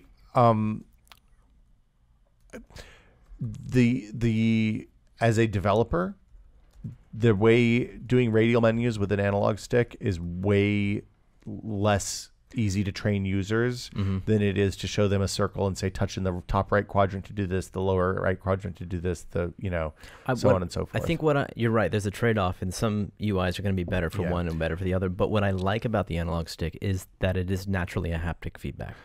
That actually moving the stick is its own very rudimentary sense of feedback. Having done hundreds of VR demos, mostly on the Vive, a small subset on the Rift with touch. The people who don't play games and don't have experience with gamepads have a hard time with the stick and the pad they all get because they're used to touch interfaces. Everybody understands touch interfaces now, and only gamers understand sticks. So I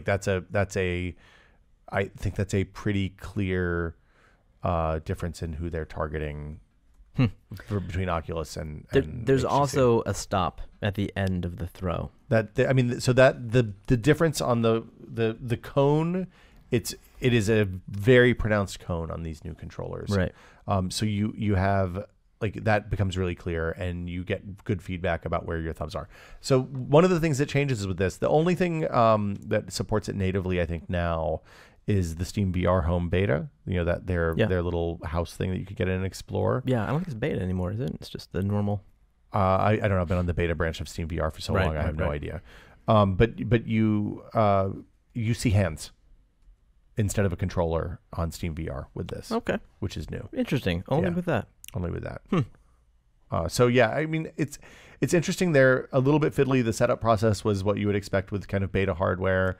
There's a lot of installing drivers and updating firmwares, and some of that's a little fiddlier than you might like. The calibration is really interesting because you literally have it on your hand and you release 1 second on, 1 second on, 1 second on, 1 second off, 1 second on, 1 second off, and each time you can see it get better because your fingers start out kind of gnarled and nightmarish, and then by the third one they're usually in pretty good shape. And if it doesn't pick up by the third one, you just keep doing it. That's cool. Yeah, it's really neat. I'll bring them in sometime. So in terms of incorporating it into your does it come with? I assume that Valve just has a Unity asset that you drop in, and you can automatically get a demo up and running pretty quickly. So my dev just got his this morning. I haven't talked to him about what the process is, but I mean, my assumption is that you put the beta version of the SDK in, and the Steam stuff just works. Yeah. Yeah. It's much. What I will say is that even though these look like they're relatively handmade still, like the sensors, the tracking sensors are all exposed just like they were on the early dev kit Vives that we started with in November of 2015 or September of 2015. Yeah. This hardware feels much better than that stuff did. Oh, it seemed exceptionally positive. You've had them for a short period of time? Got them on Friday. So yeah. Oh, so it's only been a couple days. Yeah, so I mean, I'll know more next time I see you guys. I'll know more because we're implementing them for something that's happening in the first week of August. Cool. Well, I spent all of yesterday playing Lone Echo. Ooh. I feel like we're going to lose you to that universe. Well, that's different. Like Echo Arena and Lone Echo are two different things, but you're right. You're right. It's a universe. How is it, Jeremy? Single player? So it's a must play, and I would say if you want the best experience, don't listen to anything I have to say. Don't read any reviews. Just play it. How much is it? Worth it? It's $40, but it comes with Echo Arena. I put 250 hours in PUBG and it was $30. But it's early. I mean, no. Yeah, we can't compare. I know. I'm just. Is this a rent it or a buy it? Is what I'm asking you, Jeremy. Go to a Blockbuster and rent Lone Echo. How many stars? How many stars? So Lone Echo is it's in a class of its own. First of all, the fact that the whole Echo Arena going free for 3 months complicates things, because if that wasn't free, and you got Echo Arena and Lone Echo for $40, which, by the way, you do in a matter of speaking, because after 90 days, if you buy Lone Echo, it comes with Echo Arena. Yeah, but okay, so I don't care about that. I'm just saying, if they didn't make Echo Arena free, there would be nobody to play Echo Arena long term. No, I get it, and it's wonderful for the player base, but in terms of the cost, proposition for what you're getting for $40, the two of those combined is a no-brainer. Absolutely, it's sort of like the orange box without the third SKU. Without Portal, the best part of the orange box. Fine, yeah, or without episode 2. Or the worst part of the orange box. So that complicates things for the next 90 days. Yes, but Lone Echo, the single player game, is in a class of its own. It is a very mesmerizing, incredibly immersing adventure game. It's not an action game. If you're going into this hoping to shoot guns, you're going to be disappointed. Is it all zero gravity? Oh yeah. Okay. No, and so if you play the Echo Arena beta, you get the locomotion mechanic, which is absolutely bar none the best I've ever experienced. I mean, that to me is probably that makes me think that this might be like the Mario 64 of hands games. Is the story good? The story is really good. Like, this is a character-driven game, which is a challenge, but interesting application for VR because of the sense that you get of other people. I can't think right now, but it's voice acting and stuff is good. The voice acting is really good. Okay. But I like Zelda voice acting, so maybe I'm not the best judge of voice acting for that. I forgot about that. Yeah, but no, I think the voice acting is very good, and I don't want to give too much away about the story, but it's compelling and stuff happens. Well, however, it is a very slow-paced adventure game where you are experiencing a very highly rich, detailed science fiction universe where you're engaging with user interfaces and learning how things work and existing in this world as a robot.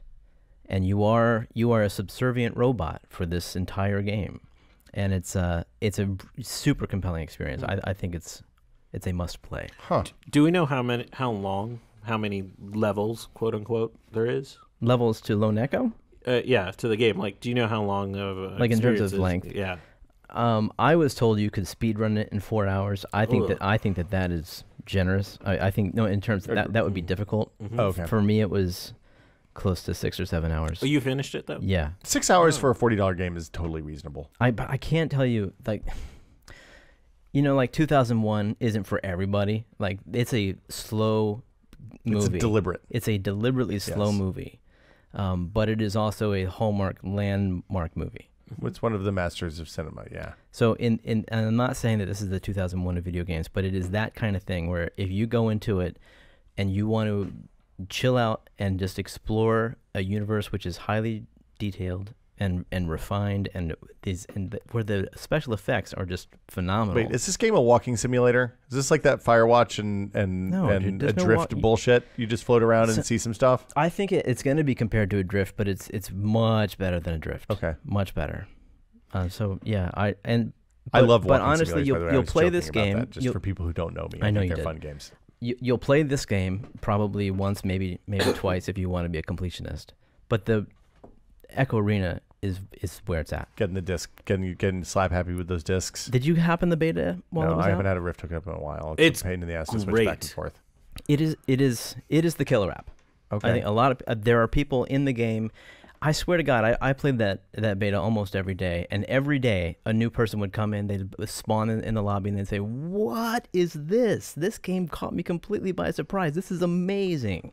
I mean, when I played it at Oculus Connect last year, I was blown away. Right? I was really impressed, more by the locomotion than anything. Yes. But I'll have to plug a Rift in and fire it up. Give it a try. If it's the only game that you could play on the Rift, I would buy a Rift. It's phenomenal. Well, I mean, the Rift's only $400 now, so it's a much lower investment than it used to be. You heard it here first. Lone Echo is the 2001 of VR games. I thought he said Jeremy Williams. All right, there's a few other VR AR games that have been announced. Let's fire through them real quick. Blade Runner, Replicant Pursuit. Isn't that a VR game? Yeah, that's an Oculus VR game. Yeah, that just got announced at Comic-Con, right? It just got announced. There's nothing. We know nothing about it. We see scenes from like screen grabs from inside the game. It will be for Gear VR and Rift, coming out around the film's premiere in October. I haven't been real high on any of these movie release VR experiences. I haven't had a good one yet. Yeah. So here's hoping for something different. I guess so. I don't know. It's Blade Runner. I think there's a lot of potential for Ready Player One to have the most amazing thing. But if they put down the money for it. Yeah. Game Face. I didn't know. I didn't put that on there. I don't know what this Game is. Face VR? No, is this a norm from afar? Is like hacking our... I didn't put anything on here. Is Game Face that thing that lets that Fox guy be on Twitch? The dog? The talking dog? I love the talking dog. This is an integrated headset that can run on all three platforms, Oculus, Daydream, and Steam VR. What? It's made by Game Face Labs, and it looks like a welder's mask. It looks pretty metal. Yeah. It looks really heavy, actually. I mean, how much of a difference does that make to you to have hardware that can run on all three platforms? Well, there's 4 platforms, 5 platforms, because there's PlayStation, there's Vive, there's Oculus, there's Gear VR, there's Daydream. Okay, so how important is it for you to have a cross-platform hardware? I mean, that would be really nice, assuming it isn't a bad experience on all of them or most of them. I'm skeptical of anybody who claims to have a good experience on multiple platforms at this point. Even if it's just Vive and Oculus? I've used Revive. Mm-hmm. It's fine. All it's fiddlier than I'm willing to deal with. All right, we'll revisit this again. Star Wars announced an AR app, sponsored by Lenovo. Oh yeah, it's not an app. It's a game. It's a game. Sorry. So it comes with this headset. It looks like it comes with a lightsaber. I like lightsabers. It's a tracked lightsaber. It looks like a PlayStation Move, but it's a lightsaber hilt. It looks like a lightsaber hilt. Yeah, it looks pretty cool. I don't know. This is is this a standalone toy, or is this something that's going to be like an installation? No, I think it's a standalone toy, and it's going to come with holochess. Oh, Jajaric's going to be part of this? That's cool. Yeah. And not just lightsaber battles? I mean, you say, hold on, wait. not just lightsaber battles, Kishore. Yeah. What happened to your inner child? What happened to the young Kishore sometimes inside you? Like lightsaber battles are going to take a lot of energy, and sometimes you need to just sit down and play a little Dejaric. We're 15 years. Remember when that poor kid got the picture of him playing lightsabers in his garage with a broomstick, and it ruined his life? Star Wars kid. Star Wars kid. Yeah, it it's didn't a sad ruin his story. life. It ruined his life. It did for a while. He was fucked up about it for a long time. Yeah. Now we're reaching a point where you're going to pay money for a toy that lets you do exactly that same thing in your own privacy of your own home. And I think Star Wars Kid is the hero we all need now to drive this marketing campaign forward. That would be great. They dig that guy up and have him show. I mean, look, he didn't look cool, but he had moves. Oh, fair enough. People made him look cool. He had practiced a routine. People did all that really composite work. He had a hard time because of it. I know. At D23, Oculus announced a Marvel VR game, which is a character-based sim where you get to jump in as like the Hulk and play multiplayer. You can be Rocket. Can I be Wolverine? I didn't see Wolverine in the initial thing, but they had like randos in there. Like Captain Marvel is in there. It's not a rando. Yeah, his name. I guess she's getting a movie. Her name is getting a movie. Studio. You heard Captain, you thought he. I did. I know gendered that. Oh, well, isn't Captain Marvel what's her name from the TV show? Isn't she Captain Marvel? What TV show are you talking about? Agents of S.H.I.E.L.D.? No, the other one. The other ones, the Netflix ones. Daredevil, and the woman whose name I can't remember. Jessica Jones. Jessica Jones. Isn't she Captain Marvel? No. I thought she was Captain Marvel. No, we're talking about Carol Danvers here. Okay, so Norm and I played this actually on Tuesday. Oh, you did? Yeah, we went to an Oculus event where we were privileged to play this game, and it's right now they've announced Rocket Raccoon, Captain Marvel, the Hulk, and I always want to say Daredevil. It's the R-rated movie. Punisher? No, the other one that starts with Deadpool. Deadpool. Ah. Deadpool is the merc with the mouth. Snarky. But by release, they're going to have 12. I was really stoked that they got Green Lantern in that Deadpool movie. It's pretty cool. How was the game, though? It was a brawler. So you're, there's a... Like an X-Men exactly, arcade game like style X-Men brawler? Go right, everyone beat up stuff, brawler style So thing. when you're wearing the goggles, what do you see? You see like a top-down view of this diorama? No, I just mean it's like if everybody's free-for-all beating everybody up, you're going to get through the game, as far as we can tell. Like it's early. But you're punching with the Oculus Touch controllers? No, I don't mean it like that. I just mean like in the sense that like there's not a class-based role-playing game where you got your healer and your tank and... Oh, you don't have the holy trio. Yeah, exactly. So it's more of just like everybody's very powerful. There are some characters who have more health than others. Obviously, Hulk is a powerful character. Yeah. But it wasn't like the class-based stuff, even like Rec Room where we have the distance guys and the brawler guys up front, the melee guys. Okay. And it's because it's Marvel, everybody's got a lot of, there's nobody who's really weak. But it's like a first-person dungeon crawl. Yeah, but what neat thing is that your perspective scales to the character. So if I'm Rocket Raccoon, I really am tiny. Okay. If you're Hulk, you're bigger than anybody. That's cool. And they do that by adjusting the height as well as the IPD of the character so that the scale of the world actually seems to change. Yeah, if you change the IPD of the character, you can make a normal-sized room feel tiny. It's really cool. Yeah. So it's neat. And like Rocket can hover. It's got a jetpack. Mm-hmm. The locomotion is free-flowing, so you actually move through the world. Mm-hmm. It seemed like a lot of fun. That's cool. All right, let's go on to our last segment. Okay. Testing this week.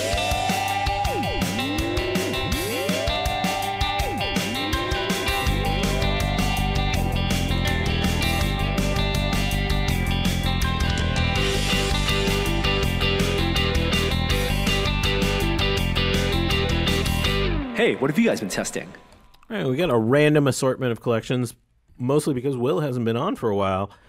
Will, how do you stay so comfortable as you're Twitch streaming? Well, Kishore, I have, it's time for me to get a new office chair. And I don't really want to spend the money to get the office chair that I want right now. Because working at home, I'm spending a lot more time in my home office chair than I have for the last 15 years. And my Herman Miller reaction chair has reached the end of its usable life. The padding is not so good anymore. And I sit there for 7, 8, 10 hours a day between my full-time job working on Foo and then my secondary job as a professional Twitch streamer in the evenings, pubgin around the world. So I saw an ad for something the other day called the Purple Ass Mat. It's not really called the Asmat, but it's a purple mattress technology cushion for your chair. Like Purple Mattress, the company? Like Purple Mattress, the internet mattress company. Mm-hmm. Yeah, and you can get this cushion and put it on your chair, and it's supposed to make your ass more comfortable as you're sitting in your chair for extended periods of time. I got mixed reviews. I've only had it for a day. Came yesterday. It's very comfortable. It's a little slidier than I would have liked. Like the bottom surface sticks to the chair pretty well, but the top surface, if I'm wearing jeans, there's no room for slouching at all with this What are thing. you talking about? Can I see an image of this? Yeah, I'll What do people Google? Purple Royal Cushion, I think is what it was called. Okay. Yeah. It's that same sort of like wedge, like kind of grid technology. Yeah, it's like a hexagonal grid or a soft square jelly. grid of things. Yeah, and it feels really good. Like it's very comfortable. It's the Royal is the one that I got because it was on sale. But it's got this mesh, this cloth cover around it, and one side's sticky, so it sticks on your office chair. The other one's not. Frankly, it's a little bit too thick for my chair, I think, is the problem. I think I might have maybe should have gotten not the Royal. I'm like 50-50 on sending it back right now. I'm gonna give it a couple more days. It's definitely my butt was less tired at the end of a long day yesterday. But I think looking at it as like a tenth of the way to the chair that I would like to buy, I think I'd rather just put that money back on Amazon and save for another few months and get the chair. There's an excellent. I bought an office chair, Herman Miller chair, from a used office furniture place Down south. I told you about that. I think. No, actually in Berkeley. Oh. And they have a nice selection. Snap. Wow. Yeah, so that I think I know what story you're talking about. I bought my like a standing desk, like one that's has pneumatics in it. Kind of near IKEA. Yeah. In Emeryville. Mm-hmm. I used to go to a place down in San Jose that was this similar thing. You'd go into a room and it was just filled with Aeron chairs from defunct startups. Mm-hmm. It was good. You could get an Aeron for like $400, which is essentially half price at the time. It's a good deal. Anything else, Will, that you've been testing out? I bought my squeezy window suction cup car mount for carrying my phone when I'm in a rental car or something, or in my car, I guess. Finally, like I broke the bottom off of it and my phone kept sliding out. So I went to Wirecutter to see what I should get. And I went and bought a TechMat MagGrip CD slot magnetic universal car mount holder for smartphones, including the iPhone 7, 6, 6S, Galaxy 7, S7 Edge in black. It is a wonderful piece of technology. I have a magnetic car mount too. It's the best thing. So you put a little metal disc either on a stick-on sticker on the back of your phone. Mine is underneath this Winnipeg Jets sticker. Mine's under the case because I don't like hockey.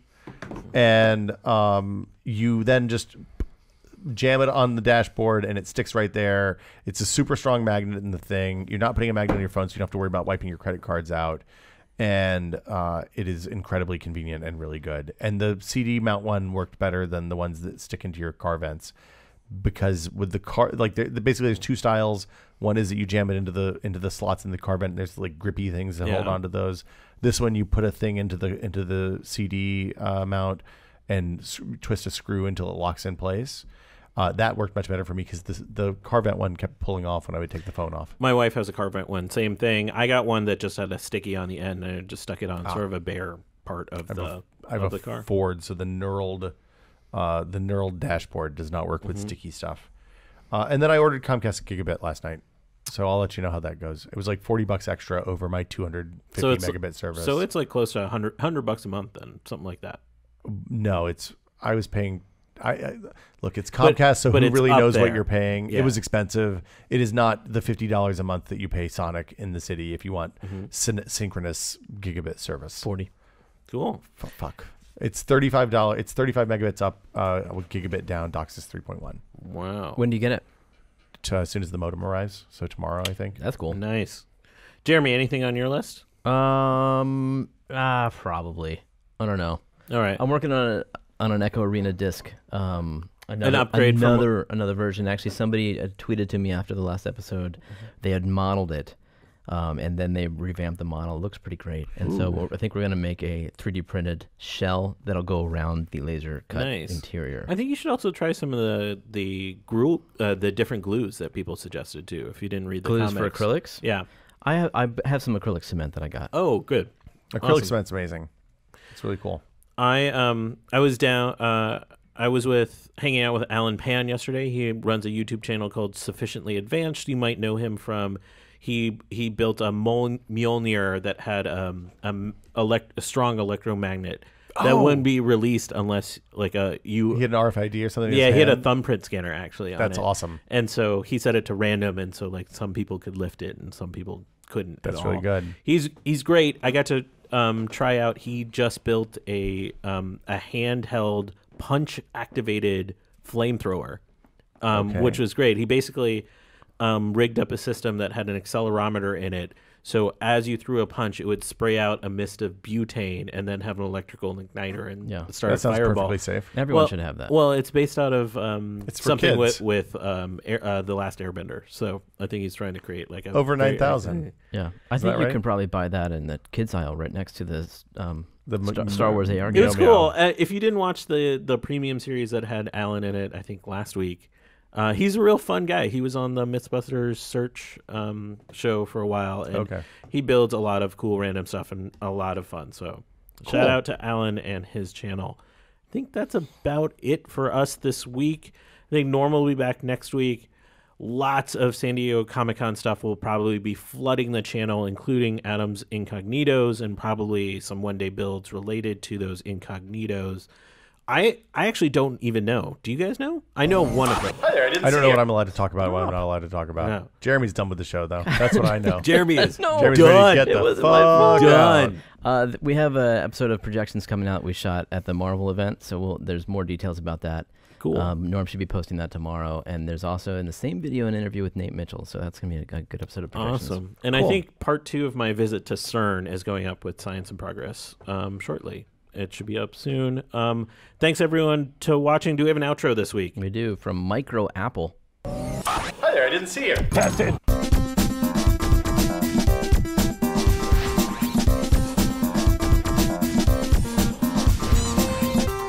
I think it warrants an Inception bump. Yeah. Oh. Okay. Wow. That's it. I think you play the Inception bump for that. Not with a bang, but with a whimper. See ya. Bye.